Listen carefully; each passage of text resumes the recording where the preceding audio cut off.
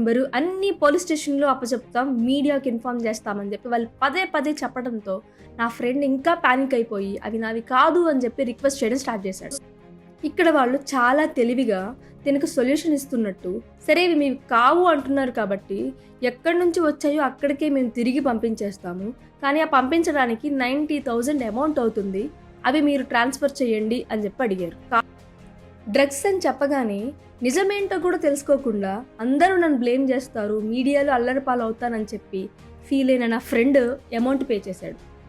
ఇలా మీకు ఏదైనా custom office, GST office, income tax office అని చెప్పి కాల్స్ వస్తే మీరు చేయాల్సిన ఫస్ట్ పని అఫీషియల్ వెబ్సైట్స్లోకి వెళ్ళి అక్కడున్న నెంబర్కి కాల్ చేసి ఇది నిజమా కాదా అని చెప్పి కన్ఫర్మేషన్ తీసుకోవడం. వాళ్ళు అడిగిన ఏ పర్సనల్ ఇన్ఫర్మేషన్ షేర్ చేయకుండా ఉండడం.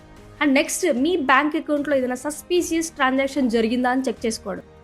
Police station